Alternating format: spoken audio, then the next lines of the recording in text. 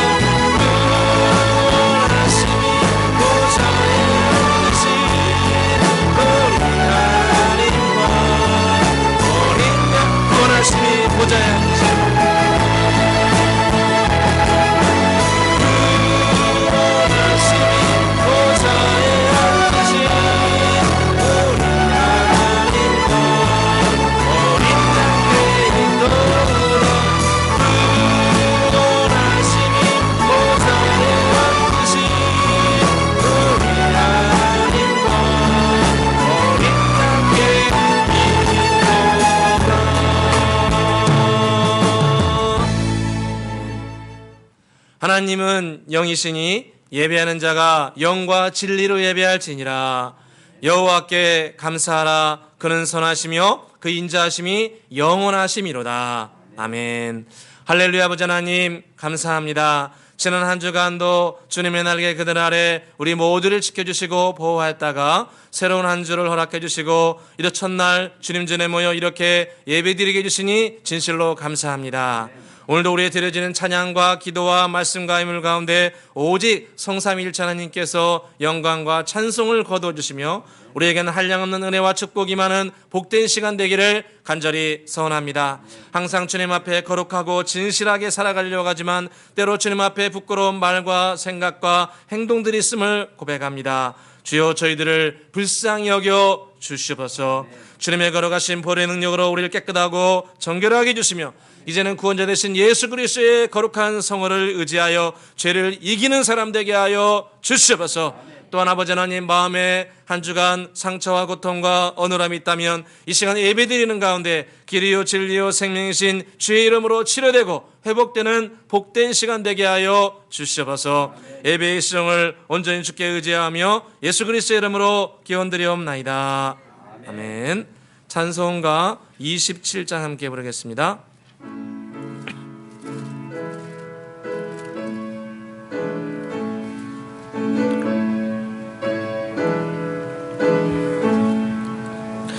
빛나고 높은 보좌와 그 위에 앉으신 주 예수 얼굴 영광이 해같이 빛나네.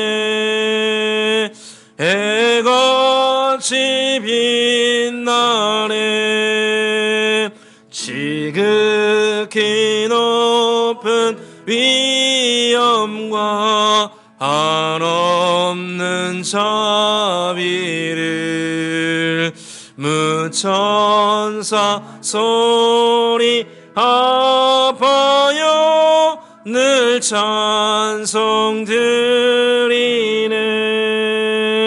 늘 찬송 드리네. 영죽을 나를 살리려 그 영광 떠나서 그 부끄러운 십자가 날 위해 지셨네.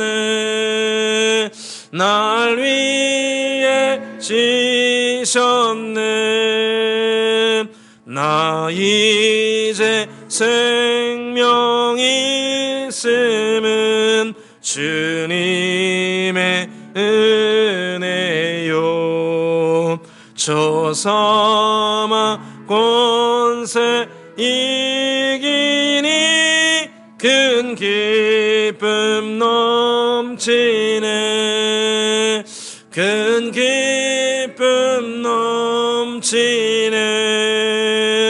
주님의 보좌 있는데 전한 몸 이르러 그 영광 몸소 배울 때 느 기쁨 넘치니. 내 기쁨 넘치니.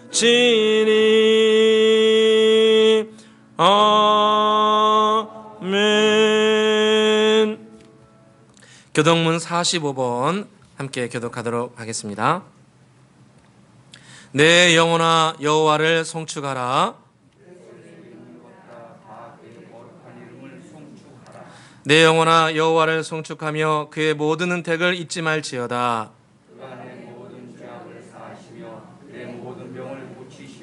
내 생명을 파멸해서 속량하시고 인자와 긍휼로 관을 씌우시며 좋은 것으로 내 소원을 만족하게 하사 내 청춘을 독수리같이 새롭게 하시는도다. 여호와는 긍휼이 많으시고 은혜로우시며 노하기를 더디하시고 인자하심이 풍부하시도다. 자주 경책하지 아니하시며 노를 영원히 끊지 아니하시도다. 우리의 죄를 따라 우리를 처벌하지는 아니하시며 우리의 죄악을 따라 우리에게 그대로 갚지는 아니하셨으니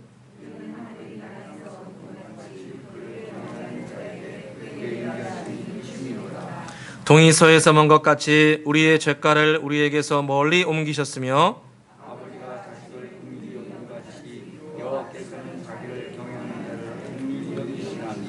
함께 읽겠습니다. 이는 그가 우리의 체질을 아시며 우리가 단지 먼지뿐임을 기억하심이로다. 아멘. 다 함께 사도신경으로 신앙고백 올려드리겠습니다. 전능하사 천지를 만드신 하나님 아버지를 내가 믿사오며 그 외아들 우리 주 예수 그리스도를 믿사오니 이는 성령으로 잉태하사 동정녀 마리아에게 나시고 본디오 빌라도에게 고난을 받으사 십자가에 못 박혀 죽으시고 장사한 지 사흘 만에 죽은 자 가운데서 다시 살아나시며 하늘에 오르사 전능하신 하나님 우편에 앉아 계시다가 저리로서 산자와 죽은 자를 심판하러 오시리라. 성령을 믿사오며 거룩한 공예와 성도가 서로 교통하는 것과 죄를 사하여 주시는 것과 몸이 다시 사는 것과 영원히 사는 것을 믿사옵나이다. 아멘. 찬송가 384장 부르신 후에 우리를 대표해서 김종욱 장로님 기도해 주시겠습니다.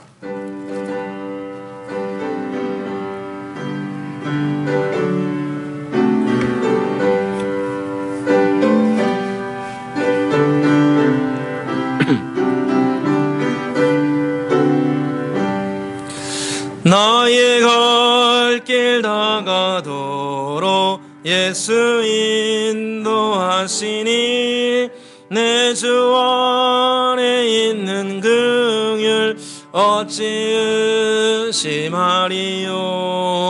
믿음으로 사는 자는 하늘 위로 받겠네.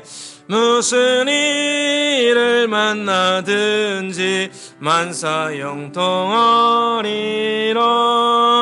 무슨 일을 만나든지 만사 형통하리라. 나의 갈 길 나가도록 예수 인도하시니 어려운 일 당한 때도 족하는 해주시네. 나는 심히 고단하고 영혼 매우 갈라나 나의 앞에 반석에서 샘물 나게 하시네.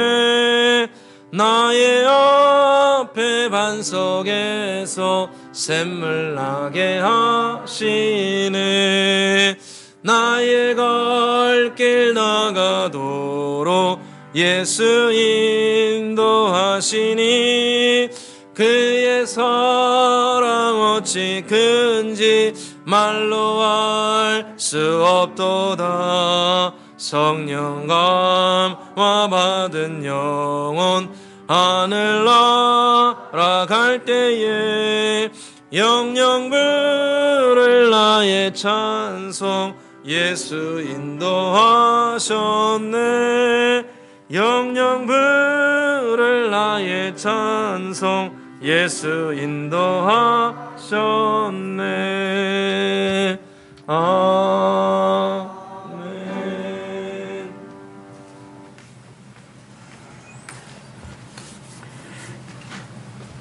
다 같이 기도하시겠습니다.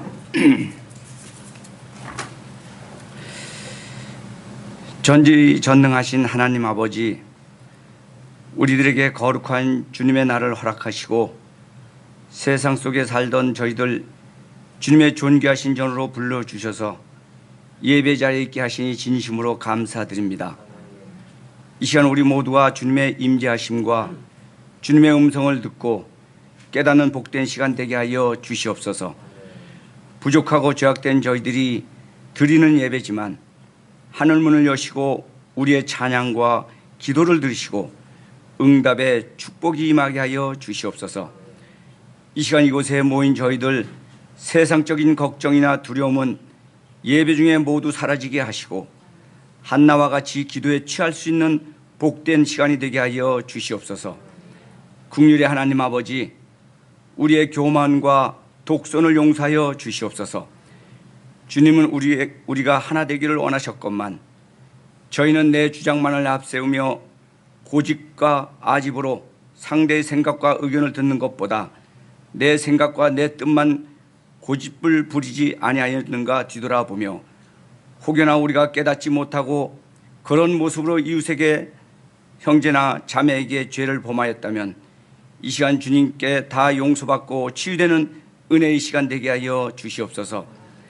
우리에게 교만함이 있고 거짓됨이 있다면 주님의 은혜로 깨끗하고 정결되기를 간절히 구하오니 우리를 주님이 원하시는 거룩한 자녀들로 변화시켜 주시고 겉모양뿐만 아니라 속사람까지 변화되어 주님의 온전한 뜻을 이루어가는데 부족함 없게 하여 주시옵소서. 오랜 시간 코로나로 인하여 어려움에 처한 많은 사람들에게 주님의 위로와 평안을 내리워 주시옵소서. 참으로 힘든 시기를 우리 모두가 보내고 있지만 이 또한 속히 지나가고 새로운 날들이 우리들 앞에 다가오리라 믿습니다. 특히 주님 믿는 백성들 희망의 끈을 놓지 않고 주님이 정하신 회복의 때를 기다리며 끝까지 인내하며 주님을 믿고 의지하게 하여 주시옵소서.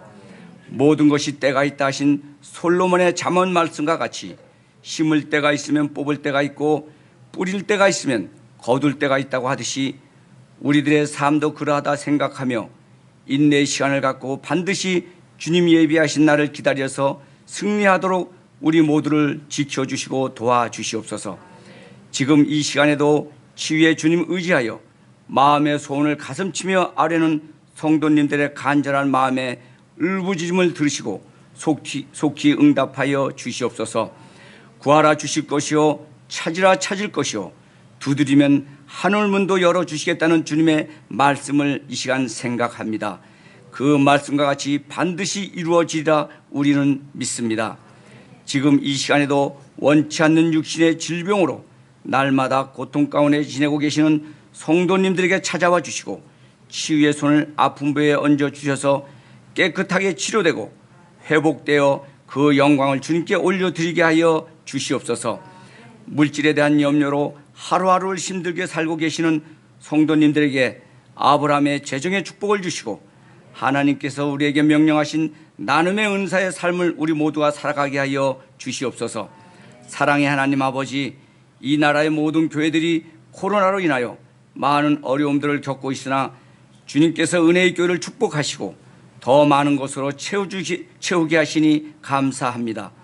저희 교회가 이번 기회를 통하여 주님의 온전하신 뜻을 받들어 구제와 선교에 온 힘을 다하게 하셔서 하나님께 더 많은 것, 더 좋은 것으로 채움받게 하여 주시옵소서. 항상 뒤를 돌아보고 행여나 우리가 교만해지거나 나태한 마음으로 성령을 거슬리지 않도록 항상 살펴주시옵소서. 새로운 성전 건축을 위하여 토대 공사와 옹벽 공사 그리고 진입로 공사가 시작되고 있습니다. 안전하게 지켜주시고 주위 주민들에게 민원이 발생하지 않고 공사가 잘 이루어져서 하나님의 명성과 영광만이 드러내는 성전 건축이 되게 하여 주시옵소서. 앞에서 이끌어가시는 목사님과 건축위원장께 지혜와 지식을 더하시고 건축위원들에게 한마음 한뜻으로 함께할 수 있도록 도와주시옵소서. 기도로 도우시는 모든 성도님들께 성전 건축에 큰 기쁨을 주시고 한 사람도 시험에 드는 성도들 없도록 지켜 보호하여 주시옵소서. 흑암이 세력이 틈타지 못하도록 기도로 무장하게 하시고 승리하게 하여 주시옵소서. 오늘도 말씀을 가지고 단위에 서신 담임 목사님을 위하여 기도드립니다. 성령의 능력으로 함께 하시고 주님이 계시된 말씀을 저희들에게 선포하실 때 듣는 우리들에게 주의 놀라우신 능력이 나타나는 역사가 있게 하여 주시옵소서. 목사님 영과 육을 강건케 하시고 양떼들을 푸른 초장 쉴만한 물가로 인도하시는 선한 목자 되게 하여 주시옵소서. 예배를 위하여 여러 가지 모양으로 수고를 아끼지 아니하게 하시는 성도들에게도 찾아와 주시고 하늘의 크고도 놀라우신 축복이 임하는 삶을 그들이 살게 하여 주시옵소서. 우리의 주인 되시는 예수님 이름으로 감사하며 기도하옵나이다. 아멘.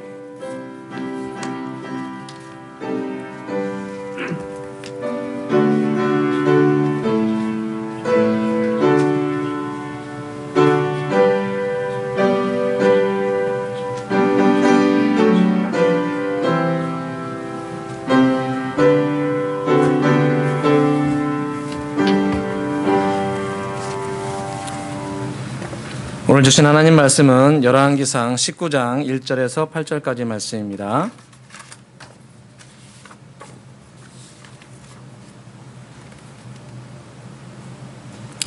열왕기상 19장 1절에서 8절까지 말씀 한 절씩 교독하도록 하겠습니다. 구약성경 549페이지 전해했습니다. 열왕기상 19장 1절에서 8절까지 말씀입니다.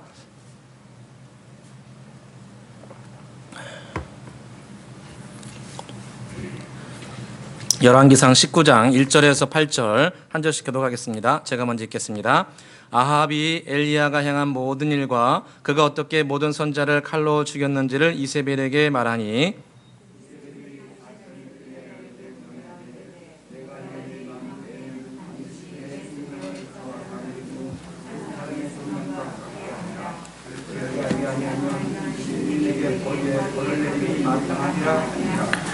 그가 이 형편을 보고 일어나 자기의 생명을 위해 도망하여 유다에 속한 브엘세바에 이르러 자기의 사환을 그곳에 머물게 하고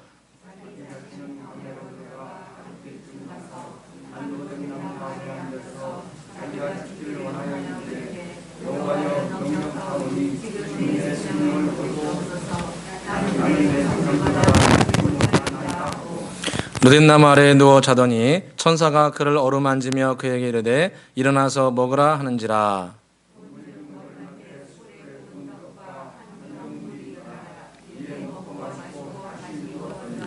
여호와의 천사가 또다시 와서 어루만지며 이르되 일어나 먹으라 내가 갈 길을 다 가지 못할까 하노라 하는지라.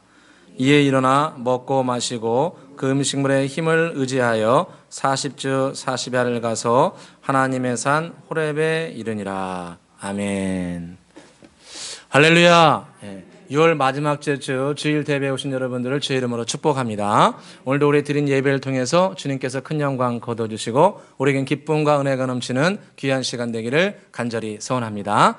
오늘은 열왕기상 19장 말씀을 통해서 함께 은혜를 나누고자 합니다. 오늘 말씀은 유명한 엘리야 선지자가 큰 일을 행한 후에 큰 시험에 들어서 역경 가운데 무너졌다가 회복되는 과정을 다루고 있습니다. 엘리야 선지자가 유명한 사람 아닙니까?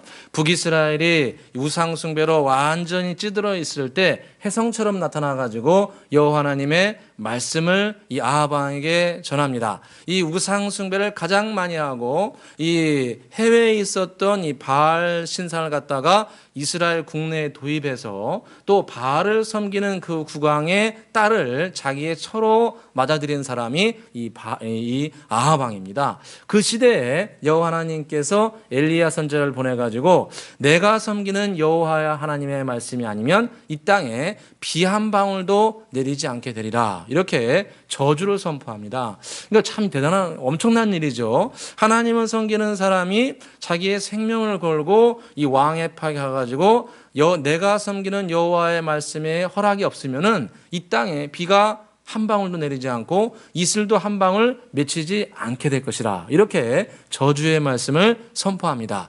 이 말씀을 선포한 후에 무려 3년 반 동안 비가 한 방울도 내리지 않고 이슬이 한 방울도 맺히지 않는 저주가 임하게 됩니다. 그래서 3년 반 동안 이스라엘은 완전히 경제가 피폐하게 됩니다. 농경사회였기 때문에 물이 한 방울도 없으니까 농사를 제대로 지을 수 없고 또 가축을 돌봐서 목축으로 연명하는 그런 베두인들이었기 때문에 물이 없다는 것은 곧 가축이 제대로 살 수가 없는 지경이었습니다. 그리고 이 3년 반 동안 엘리야는 여호와 하나님께서 가라고 하신 곳에 갔습니다. 다른 곳에 간 것이 아니라 본인도 가뭄 때 굉장히 살기 힘들었는데 주님께서 예루살렘 근처 요단강 근처 그리시네가로 가라. 그러면 엘리야가 그 말씀에 순종해가지고 그리시네가로 가고 거기서 한동안 머물다가 여호와 하나님께서 북이스라엘 위쪽에 있는 사렙다 그으로 가라. 그러면 또 이 엘리야 선지자는 여호와 하나님 말씀에 순종해서 저 북이스라엘 위쪽에 있는 이 두로와 시돈까지 한참을 걸어서 갔던 겁니다. 그러니까 엘리야도 이 가뭄의 시대에 굉장히 힘든 시간을 함께 보내면서 또 이 과정에서 여호와 하나님이 살아계심을 이 기름과 밀가루가 떨어지지 않는 놀라운 체험을 하게 됩니다. 그래서 엘리야도 이 어려운 시를 함께 보내면서 여호와 하나님의 살아계심을 체험하고 그리고 만 3년 반이 지났을 때 드디어 여호와 하나님께서 아합 왕에게 가서 비가 내리겠다고 이야기하라. 이렇게 주님께서 말씀하시자 또 그 말씀에 순종해서 정말 생명을 걸고 아합 왕한테 가가지고 여호와께서 비를 내리게 할 것이다 하면서 바알 선지자와 바알 선지자 450명과 우리가 잘 아는 영적인 전쟁을 하지요. 그래서 여호와 하나님 그 하늘로부터 불을 내리는 신이 진짜 신이다. 그래가지고 450명과 영적인 전쟁을 했는데 이 엘리야가 간절히 하나님께 기도했을 때 주님께서 하늘로부터 불을 내려가지고 이 송아지를 잡았는데 그 위에 물까지 뿌렸는데도 여호와 하나님께서 하늘에서 불을 내리셔가지고 싹 다 태웁니다. 할렐루야. 정말 엄청난 체험이죠. 이 엘리야가 기도를 하니까 하나님의 은혜로 기도를 하니까 하늘에서 불이 떨어지고 또 갈멜산 꼭대기에 올라가서 하나님께 간절히 기도했더니 여호와 하나님께서 비를 촉촉하게 북이스라엘 곳곳에 내려주게 됩니다. 이렇게 엘리야는 이 주님의 말씀에 그대로 순종해서 하늘에서 불을 내리기도 하고 또 비를 내리기도 하고 살아계셔 역사하시는 주 여호와 하나님을 체험합니다. 그리고 가장 큰 이 우상 숭배를 하는 사람들을 완전히 북이스라엘에서 척결하는 혁혁한 공을 세우게 됩니다. 그런데 이런 놀라운 부흥, 놀라운 열매, 놀라운 그런 치료와 회복의 역사를 체험한 후에 오늘 열왕기상 19장에 보면 이 놀라운 체험을 한 선지자가 갑자기 확 무너지게 됩니다. 한순간에 정말 이 정점을 향해서 가던 이 하나님의 사람이 갑자기 그 정점에서 무언가 큰 타격을 입고 한 번에 그냥 아래로 쭉 무너지는 사건이 오늘 나오게 됩니다. 1, 2절을 같이 한번 읽어보도록 하겠습니다. 1, 2절 읽겠습니다. 아합이 엘리야가 행한 모든 일과 그가 어떻게 모든 선지자를 칼로 죽였는지를 이세벨에게 말하니 이세벨이 사신을 엘리야에게 보내 이르되 내가 내일 이맘때에는 반드시 내 생명을 저 사람들 중 한 사람의 생명과 같게 하리라. 그렇지 아니하면 신들이 내게 벌 위에 벌을 내림이 마땅하니라 한지라. 아멘. 이 그 당시에 여왕이었던 이 아합의 와이프였던 이세벨이 이 시돈 사람인데 이 사람이 이 여인이 엘리야에게 사신을 보내가지고 내일 이맘때까지 내가 네 목숨을 해하지 않으면 신들이 내게 벌 위에 벌을 내기를 원하노라. 이렇게 저주를 자기도 이야기하고 실제로 암살자를 보내려고 했던 겁니다. 이 이세벨은 정말 무서운 사람입니다. 성경에 보니까 이미 열왕기상 18장에 보니까 이 이세벨은 자기의 권력을 가지고 북이스라엘에 있던 그 선지자를 갖다가 싹 다 죽여버렸습니다. 한두 명을 죽인 게 아니고 수백 명을 선지자를 갖다가 다 칼로 해한 아주 무서운 여인입니다. 그러니까 뭐 이렇게 지금 말로 하면은 목회자나 이런 분들은 해하는 거를 아무렇지 않게 생각하는 아주 극악무도한 여인이었습니다. 그 중국 역사에 보면은 서태후라는 사람이 나오죠. 청나라의 서태후. 그냥 나라를 완전 그냥 쑥대밭으로 만든 무서운 여인입니다.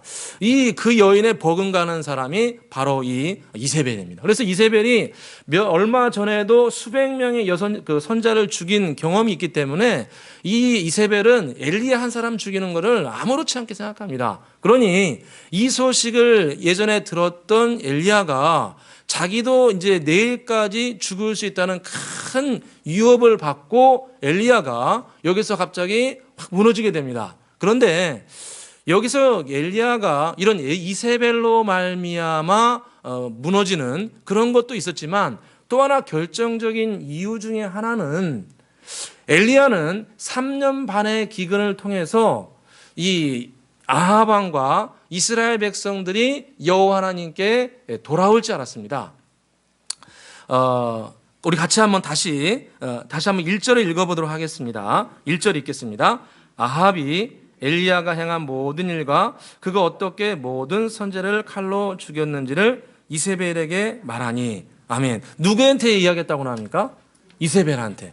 그러니까 아합 왕이 3년 반의 대기근을 통해서 이런 나라가 저주를 받게 되면은 무언가 변화가 되고 하나님께 돌아오고 회복될 줄 알았는데, 회개할 줄 알았는데 이 아합은 절대 그런 사람이 아니었습니다. 그러니까 나라가 지금 이렇게 경제가 완전히 무너지게 되고 어려움과 고난을 당하게 되고 가뭄으로 말미암아 백성들의 삶이 완전히 피폐하게 되었으면 일반적인 생각을 가진 사람이라면 어떻게 했겠습니까? 일반적으로 내가 여호와 하나님을 믿고 신앙생활 하는 사람이라면 나에게 큰 어려움이 닥치고 정말 이런 3년 반의 기근이 닥치고 경제적으로 어려움을 당하고 고난을 당하면은 그냥 제정신을 가진 사람이라면 이게 내가 뭔가 하나님 앞에 부끄러운 죄악이 있지 않은가, 내가 뭔가 잘못된 길을 가고 있지 않은가, 나의 가정에, 내 부부관계, 자녀관계, 가정에, 후손에 이런 어려움이 닥치게 되면 내가 뭔가 지금 잘못된 길을 가고 있지 않나, 이렇게 생각하는 게 일반적인 사람들입니다. 그런데 이 엘리야는 3년 반의 기근을 통해서 아합이 적어도 한두 해가 아니고 3년 동안 이런 어려움이 당했으면은 아합이 그래도 하나님께 조금 돌아오지 않나. 이스라엘 백성들이 한두 해도 아니고 무려 3년 반 동안 비가 한 방울도 내리지 않았으면 이스라엘 백성들이 그래도 여호와 하나님께 돌아오지 않겠나. 이런 마음을 엘리야는 분명히 가졌습니다. 그런데 아합은 전혀 변화가 일어났습니다. 3년 반 동안 고난을 당했는데도 아합은 전혀 변화되지 않고, 심지어 마지막에 엘리야가 비가 온다고 이 아합을 찾아갔을 때도 아합이 제일 먼저 한 말이 뭐냐면 이스라엘을 괴롭히는 자여 네가 왔느냐, 이렇게 이야기합니다. 그러니까 3년 반 동안 지금 기근이 와가지고 끝자락에 여호와 하나님께서 이 선자를 보냈는데 그 선자를 보자마자 아합이 제일 먼저 한 말이 뭐냐면 열왕기상 18장 17절에 보니까 엘리야를 볼 때에 아합이 그에게 이르되 이스라엘을 괴롭게 하는 자여 너냐, 이렇게 얘기합니다. 그러니까 마지막 끝자락에 나라가 완전히 무너지고 있는데 그때 자신을 돌아보며 하나님께 나아가는 것이 아니고 이 엘리야를 보자마자 너 때문에 지금 나라가 이렇게 가뭄이 와가지고 네가 왜 저주를 해가지고 이런 일이 생겼느냐 하면서 이스라엘을 괴롭게 하는 자여 너냐 하면서 아합을 죽이려고 합니다. 그러니까 이 엘리야를 죽이려고 합니다. 그러니까 아합은 큰 위기와 절망을 만났는데도 전혀 변화되지 않습니다. 엘리야는 적어도 3년 반 동안 이렇게 어려움을 당하면은 아합이 조금이나마 돌아오지 않을까. 이스라엘 백성들이 바알 선지자의 450명이 죽는 그 모습을 보면서 이스라엘 백성들이 적어도 이 바알이 무너지는 걸 보면서 이스라엘 백성들이 조금 돌아오지 않겠나, 이런 생각을 했는데 전혀 이스라엘 백성들도 돌아오지 않고 아합 왕도 전혀 돌아오지 않고 이렇게 자기를 죽이려고 합니다. 성경에 보니까 엘리야가 갈멜산 꼭대기에 올라가서 몇 번을 기도합니까? 몇 번을 기도합니까? 7번을 기도합니다. 갈멜산 꼭대기에 올라가서 아무도 기도하는데 안 하는데 혼자 정말 다 하나님의 은혜지만 정말 열심히 기도해가지고 저 멀리에서 손바닥만한 그 구름 기둥 조그마한 거 올 때까지 정말 성경에 보니까 머리를 땅에 박고 그냥 간절히 기도했다고 나옵니다. 정말 나라가 다시 그 비가 올 수 있도록 간절히 기도했는데 아합이 고맙다고 인사합니까? 안 합니까? 절대로 안 합니다. 절대로 안 합니다. 뭐 기도해서 이런 변화가 일어났다, 절대로 뭐 감사하다고 얘기 안 합니다. 그냥 뭐 마차 타고 자기 길 갑니다. 그러니까 엘리야가 3년 반의 기근을 통해서 아합이 조금 돌아오고 나라도 백성들도 좀 돌아오고 이런 기대감을 가졌는데 전혀 변화되지 않자 엘리야가 절망하기 시작합니다. 야, 한두 달도 아니고 무려 3년 반 동안 여호와 하나님께서 저주를 내리셨는데 그 저주를 받은 사람들이 전혀 변화되지 않아요.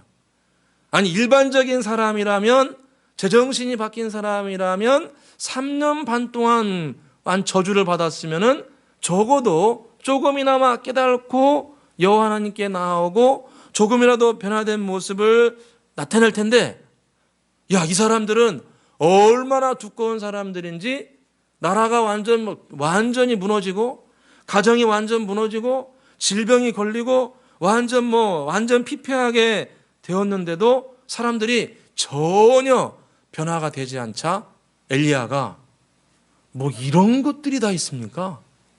주님, 왜 저들을 심판하지 않습니까? 주님, 저 혼자 남고 사람들이 다 하나님을 떠나고 있습니다. 왜 여호와 하나님께서 심판하지 않는 겁니까? 이렇게 엘리야가 이야기합니다. 나중에 호랍산에 갔을 때 엘리야가 뭐라고 얘기하냐면 열왕기상 19장 이렇게 말씀합니다. 19장 후반절에 보게 되면 그가 말합니다. 그가 대답하되 내가 만군의 여호와께 열심히 유별하오니 이는 이스라엘 자손이 주의 언약을 버리고 주의 제단을 헐며 칼로 주의 선자를 죽였음이니이다. 오직 죽였음이니며 오직 나만 남았나이다. 그러니까 다 떠나고 나만 남았습니다. 왜 여호와 하나님께서는 이스라엘 백성들, 돌아오지 않은 사람들을, 저렇게 강팍한 사람들을 왜 심판하지 않고 아합을 왜 주님 내버려 두시는 겁니까? 이렇게 주님 앞에 하소연을 합니다. 이 과정을 보게 되면 엘리야가 큰 시험과 절망에 빠진 가장 큰 이유 중에 하나는 뭐냐면 때를 내가 정하기 때문에 그렇습니다.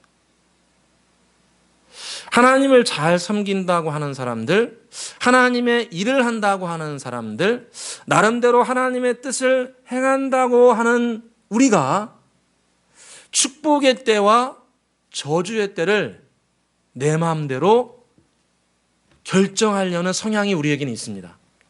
내가 주의 일을 한 사람이니까, 내가 그래도 주의 일에 나름대로 순종한 사람들이니까, 내가 3년 반 동안 다른 짓 한 게 아니고 하나님이 가라 하신 곳에 가고 하나님이 머물러 온 곳에 머물고 하나님이 가라고 한 곳에 말씀을 전하고 내가 하나님의 일을 했는데 내가 이 정도 했으면 주님께서 저주할 사람들은 지금쯤은 저주해 주시고 회개할 사람들은 지금쯤은 돌아와야 되고 축복을 받을 사람들은 지금쯤이면 돌아와야 됩니다. 라고 내가 하나님이 정하신 때와 그 시기를 내 마음대로 정하는 성향이 우리 가운데 있다는 겁니다. 우리의 연약한 성품입니다. 하나님을 따른다고 하는 저와 여러분이 이런 일들에 실수를 범할 수 있습니다. 신약성경에 보니까 제자들이 이런 말을 하죠. 부활승천하시는 예수님께서 하늘로 막 올라가려고 하시니까 제자들이 잠깐만요 하면서 질문 하나 합니다. 뭐라고 합니까? 주요, 이스라엘을 회복하는 시기가 지금이니까 지금 이스라엘을 회복하고 천국에 올라가십니까? 라고 예수님께 질문합니다. 예수님이 뭐라고 답하십니까? 때와 시기는 아버지께서 자기의 권한에 두셨으니 너희가 알 바 아니요 라고 말씀합니다. 때와 시기는 아버지께서 자기의 권한에 두셨으니 너희들이 알 바 아니라 라고 말씀합니다. 우리가 주의 말씀을 잘 들어야 됩니다. 때와 시기는 니들이 결정할 게 아니라는 거예요. 니들이 선택할 게 아니라는 거예요. 너희들은 내가 하는 말을, 현재 하는 말을 잘 듣고 따르는 게 중요하지, 저주를 정하고 축복을 정하는 것은 너희의 권한이 아니라는 겁니다. 때와 시기를 정하는 것은 저와 여러분의 권한이 아닙니다. 이 정도 되면은 회개해야 되는데, 이 정도 되면 저주가 임해야 되는데, 이 정도 되면은 축복이 임해야 되는데, 물론 여호와 하나님께서는 심판하시고 저주하시고 또 축복을 의인들에게 분명히 내려주십니다. 그런데 그 시기는 우리가 정하는 게 아니라는 겁니다. 우리가 해야 될 일은 주님께서 말씀하신 것에, 현재 말씀하신 것에 순종하는 겁니다. 엘리야를 주님께서 아합에게 보낼 때도 아합이 회개하게 될 것이다, 이스라엘 백성들이 돌아오게 될 것이다, 이런 말씀은 전혀 안 하셨습니다. 뭐라고 말씀하셨냐면 가서 아합에게 비가 오게 될 것이다, 이 말만 하라고 합니다. 열왕기상 18장 1절에 보니까 많은 날이 지나고 제3년에 여호와의 말씀이 엘리야에게 임하시되 너는 가서 아합에게 보이라, 내가 비를 지면에 내리리라, 이렇게 말씀합니다. 주님께서 이 말씀 외에는 다른 말씀을 하나도 안 하셨습니다. 아합이 이걸 통해서 돌아오게 될 것이다. 이스라엘 백성들이 450명의 바알 선지자가 죽으면 돌아오게 될 것이다. 이런 말씀은 전혀 안 하셨습니다. 단지 너는 가서 아합에게 3년 반이 끝나게 되었으니 여호와께서 비를 너희들에게 내려주실 것이다. 이 말만 가서 아합에게 전하라고 말씀하신 겁니다. 주를 따라가는 사람들, 주님을 배워가는 저와 여러분이 빠질 수 있는 가장 큰 위험 중에 하나는 때를 우리가 정하는 것입니다. 주님께 이 정도가 됐으면 주님 저를 축복해 주셔야 하지 않겠습니까? 제가 이 정도 했으니 주님께서 이제는 새로운 회복을 주셔야 되지 않겠습니까? 물론 주님께서는 그렇게 분명히 해 주십니다. 뒤에 보게 되면 아합이 끝까지 돌아오지 않으니까 주님께서 아합을 심판하시고 북이스라엘도 심판하십니다. 그런데 그 심판과 저주와 축복의 때는 우리가 정하는 게 아니라는 겁니다. 여호와 하나님께서 고유의 권한으로 때에 맞게 시기에 맞게 주님께서 정하시는 겁니다. 제자들에게도 똑같이 말씀하셨습니다. 때와 시기는 너희가 알 바 아니요 아버지께서 자기의 고유의 권한으로 두셨다 말씀하시면서 마지막으로 하신 말씀이 오직 성령이 너희에게 임하시면 너희가 권능을 받고 예루살렘과 온 유다와 사마리아 땅까지로 내 증인되리라 말씀하셨습니다. 예수님께서 하신 말씀은 때와 시기는 너희가 알 바 아니고 너희에게 현재 중요한 것은 성령의 충만함을 받고 나 예수의 증인이 되라. 할렐루야. 이것이 핵심입니다. 오직 성령이 너희에게 임하시면 너희가 권능을 받고 예루살렘과 온 유다와 사마리아 땅까지로 내 증인이 되라. 바로 현재 예수 그리스도의 영이신 성령으로 충만하게 되어서 하나님을 사랑하고 이웃을 사랑하는 그 일을 현재적으로 행하는 것이 미래의 축복을 쌓는 비결이요 미래의 행복과 번성을 받는 통로가 된다는 것입니다. 미래가 어떻게 될 것인가? 미래에 반드시 저에게 복 주셔야 됩니다. 물론 주님께서 복 주기를 원하십니다. 그런데 중요한 것은 현재 우리에게 맡겨주신 크고 작은 일들을 우리가 지혜롭고 충성되게 잘 감당해 나가는 겁니다. 하나님의 교회를 사랑하고 가정을 사랑하고 이웃을 사랑하고 나에게 주님께서 맡겨주신 귀한 분들을 진심과 사랑으로 섬기고 돌보고 하는 것이 우리에게 주어진 사명이요 축복인 것입니다. 우리 은혜에게도 마찬가지입니다. 많은 분들이 그렇게 기도해 주셔서 감사합니다. 우리 교회에 부흥이 있게 하여 주옵소서. 속초를 감당하는 교회가 되게 해주시고 전 세계 만방의 귀한 일을 감당하는 교회가 되게 하여 주옵소서. 정말 그런 기도를 들으면 저는 감사합니다. 그런데 우리가 하나 놓치지 말아야 되겠습니다. 그건 뭐냐면 먼 미래의 축복도 매우 중요하지만 현재 주님께서 우리에게 주신 기회에 충성하는 겁니다. 현재 주님께서 우리에게 주신 건축의 기회, 이 기회를 주님 앞에 겸손하고 진실하게 감당하는 겁니다. 우리가 밖에 나가서 공사를 실제로 하진 못하지만 교회에서 지금 하고 있는 것처럼 합심기도문 1차, 2차 하고 또 성경 필사하고 또 기회가 되는 대로 그곳에 가서 기도하고 또 건축의 과정 모든 것에 정말 정직하고 투명하고 정보가 공유되어서 모든 성도님들이 자기의 기도하면서 원하는 것들을 함께 이야기해서 함께 하나님의 성전을 세워가는 것, 이것이 현재 우리에게 맡겨진 일들에 충성하는 겁니다. 할렐루야. 먼 미래에 대한 걱정을 내려놓으십시오. 몇 달 후에 어떻게 될 것인가, 1년 후에 어떻게 될 것인가, 이런 부분은 우리가 내려놓고 현재 우리에게 주님께서 주신 거룩한 기회, 할렐루야, 거룩한 기회에 우리가 진심과 겸손으로 순종하며 충성할 때 주님께서 다음 코스는 우리가 상상하지 못한 좋은 길들로 때와 시기에 맞게 적절하게 은혜를 부어주실 줄로 믿습니다.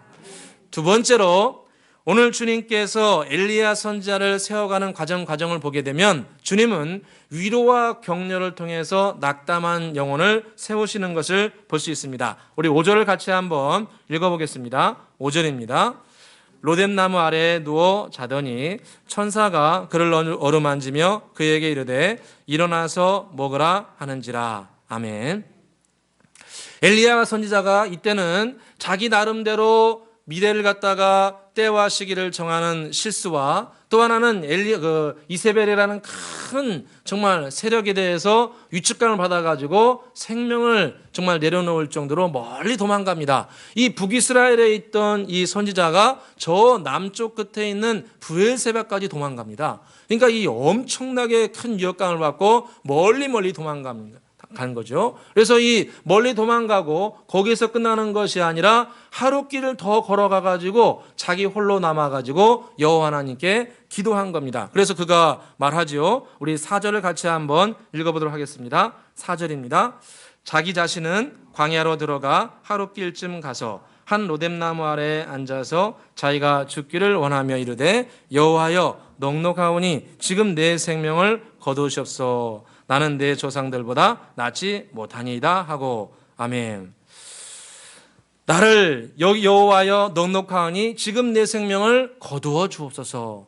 참 이렇게 사람이 이런 막 성장해 가다가도 어느 순간에 이런 이세벨과 같은 큰 적을 만나고 큰 고난을 만나게 되면 아무리 예전에 신앙생활 잘하고 아무리 예수님을 잘 믿은 분들이라 할지라도 한순간에 무너질 수 있습니다. 우리 모두는 그런 연약함이 있습니다. 우리가 정말 하나님을 잘 믿어가지고 이렇게 막 승승장구하는 그런 때도 있지만 어느 순간에 오늘 엘리야와 같이 때를 내가 함부로 정한다든가 혹은 이세벨과 같은 큰 적을 만나든가 이런 큰 고난을 맞게 되면 여호와 하나님이여 넉넉하오니 제 생명을 여기서 거두어 주옵소서. 저 여기서 끝낼랍니다 라고 모든 것을 자포자기하는 그런 때가 우리에게 다가올 수도 있습니다. 그때 주님께서 어떻게 한 사람을 세워가는가? 그것은 바로 진정한 위로와 격려를 통해서 세워가는 것을 볼 수 있습니다. 오늘 주님께서 천사를 보내셔서 그를 어루만지면서 격려해주고 또 한 번 했는데도 안 되니까 어떻게 합니까? 두 번 또 합니다. 두 번째도 또 천사가 나타나가지고 또 위로하면서 내 갈 길을 가지 못할까 하노라 하면서 또다시 위로하고 격려하면서 나중에 다시 일어날 수 있도록 도와주시는 것을 볼 수 있습니다. 여러분, 칭찬은, 위로는 사람을 세웁니다. 잠언서 말씀 보니까 도가니로 은을, 풀무로 금을, 은을 칭찬으로 사람을 세우느니라 이렇게 말씀합니다. 도가니로 은을, 풀무로 금을 칭찬으로 사람을 세워간다 말씀합니다. 따뜻한 진정성이 있는 위로와 격려는 한 사람 한 사람을 진정으로 세워갈 수 있는 비결입니다. 여호와 하나님께서도 이스라엘 백성들을 사용하실 때, 세워가실 때 진정성 있는 위로와 격려로 백성들을 세워가신 것을 볼 수 있습니다. 성경에 보니까 이스라엘 백성들이 70년의 포로를 마치고 예루살렘에 돌아온 적이 있습니다. 70년 동안 포로로 지내가지고 낙담하고 절망해서 모든 것을 정말 포기하고 있는 그런 상황 가운데 여호와 하나님께서 그들을 세워주시는데 어떻게 세우시냐면은 주님께서 말씀하시기를 학개서 2장 4절에 이렇게 말씀합니다. 그러나 여호와가 이르노라 스룹바벨아 스스로 굳세게 할지어다 여호사닥의 아들 대제사장 여호수아야 스스로 굳세게 할지어다 여호와의 말이니라 모든 이스라엘 백성들아 스스로 굳세게 할지어다 이는 내가 너와 너희와 함께하기 때문이라. 이렇게 말씀합니다. 낙담하고 절망한 이스라엘 백성들에게 여호와 하나님께서 뭐라고 말씀하시냐면 이스라엘 백성들아 스스로 굳세게 할지다. 내가 너희와 함께하니 내가 너희와 함께할 터이니 너희들은 스스로 굳세게 할지어다. 이렇게 말씀합니다. 전능하신 여호와 하나님께서 그 백성들과 낙담하고 절망한 이스라엘 백성들과 함께할 것이니 힘을 내라는 겁니다. 여러분 이스라엘 백성들이 예루살렘에 돌아왔을 때 주위에 있는 많은 사람들이 비아냥거렸습니다. 너희들이 세우는 것은 여호가 올라가도 무너지게 될 것이다. 너희가 하는 일들은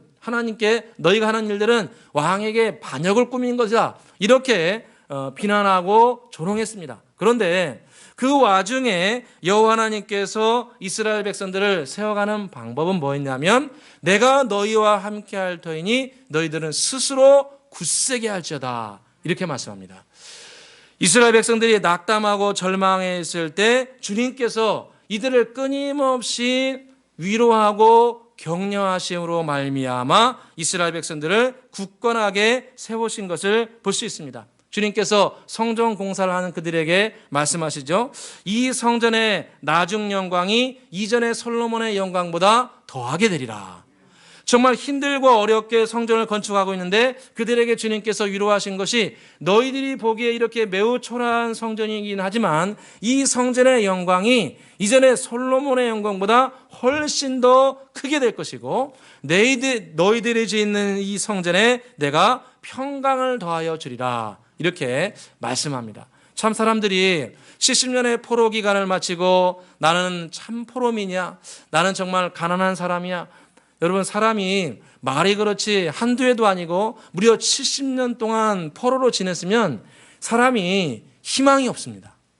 무언가를 막 자신감 있게 할 수 있는 그런 힘이 전혀 없습니다. 그런데 여호와 하나님께서 그들에게 끊임없이 말씀하신 것이 내가 너희와 함께 할 것이니 너희들은 스스로 굳세게 할지어다 말씀합니다.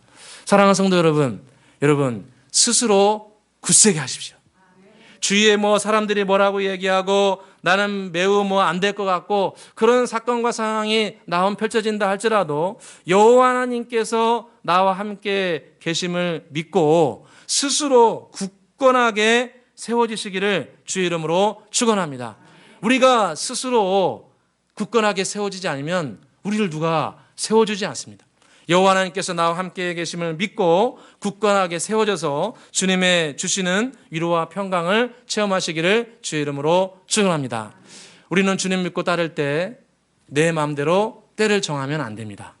내가 수고했으니 이 정도 때를 주님께서 주셔야만 할 거야.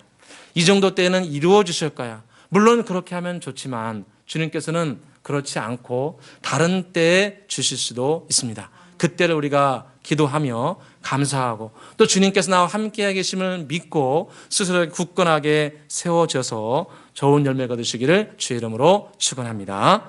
기도하겠습니다. 사랑과 은혜가 풍성하신 아버지 하나님, 우리가 주를 믿고 따르면서 때를 함부로 정하지 않기를 원합니다. 때로 엘리야와 같이 3년 반을 기다리며 수고했다 할지라도 축복의 때, 심판의 때를 내 마음과 내 뜻대로 정하지 않게 하여 주옵소서. 때와 시기는 주님이 정하시기 때문에 우리는 현재 주님께서 맡겨주신 일들에 충성하기를 원합니다. 또한 저희들 이세벨과 같이 큰 두려움과 절망이 짓누를 때 그것 때문에 도피하거나 절망하지 않고 당당하게 맞서게 하여 주옵소서. 이 땅 모든 백성들아 스스로 굳세게 할지어다 말씀하신 주님께서 우리에게 약속하셨습니다. 내가 너희와 함께하노라 약속해 주셨습니다. 주님께서 지금도 우리와 함께 계신 줄 믿사오매 주님 저희들이 각자의 자리에 굳건하게 서게 하여 주옵소서. 기도의 자리, 가정의 자리, 섬김의 자리, 직장과 사업장의 자리에 주님을 붙들고 굳건하게 서 있을 수 있도록 은혜 베풀어 주시옵소서. 우리가 현재의 자리에 굳건하게 서 있을 때 주님께서 다음의 은혜와 축복도 우리에게 풍성하게 내려주실 줄로 믿습니다. 감사와 영광을 돌려오며 예수 그리스도의 이름으로 기도드리옵나이다. 아멘. 찬송가 50장 부르시면서 준비할 렘을 올려드리겠습니다.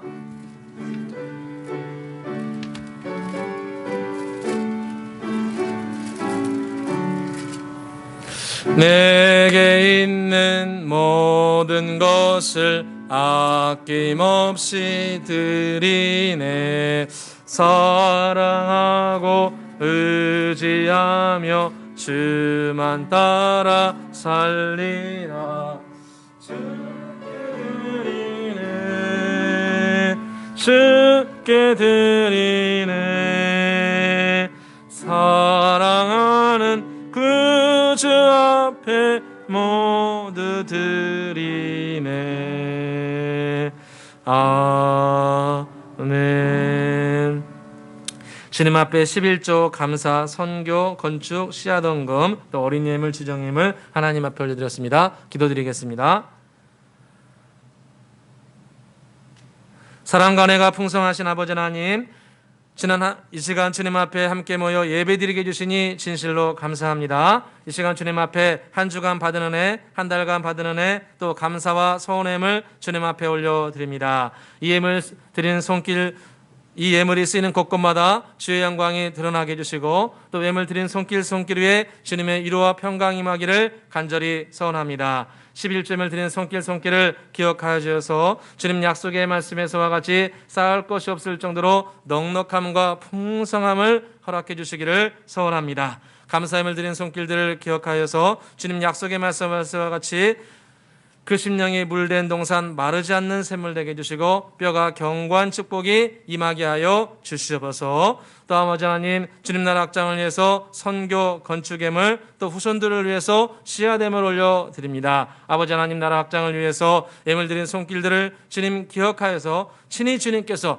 권능의 손으로 그들을 지켜주시고 보호해 주시며 후손들을 견고하게 세워주시기를 간절히 소원합니다. 주님 앞에 한 주간을 드리며 주정예물 올려드립니다. 한 주간도 평안하여 든든히 서가게 해주시고 여러 가지 사건과 상황 가운데 선하고 지혜로운 마음 더하여 주옵소서. 주일학교 학생들 주님 앞에 예물 올려드립니다. 아버지 하나님 어렸을 때부터 지혜와 키가 자라게 해주시고 하나님 앞에 사람 앞에 사랑스러워 갈 수 있도록 아버지여 은혜 베풀어 주옵소서. 감사와 영광을 돌리오며 예수 그리스도의 이름으로 축복하며 기도드리옵나이다.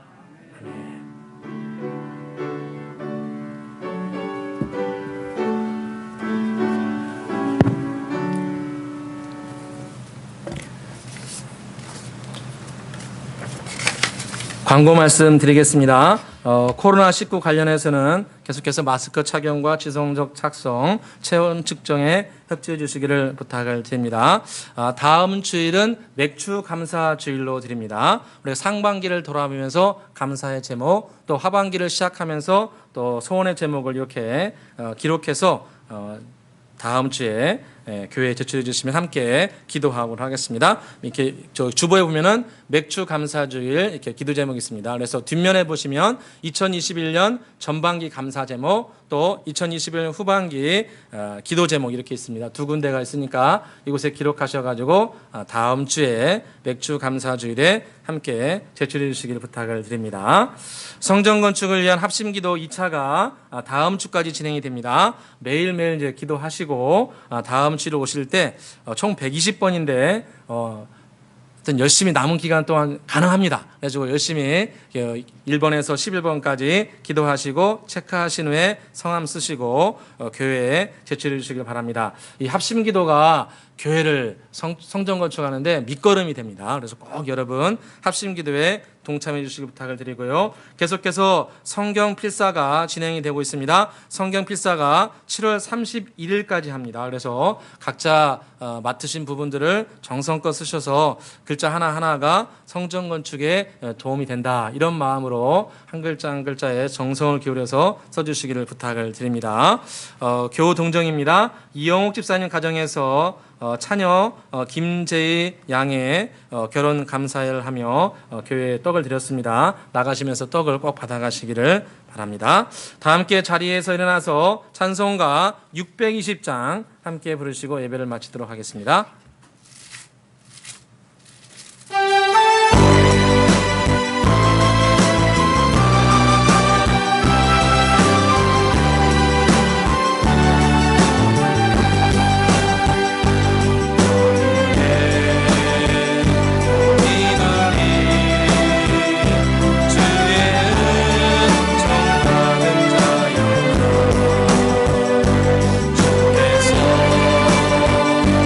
주께서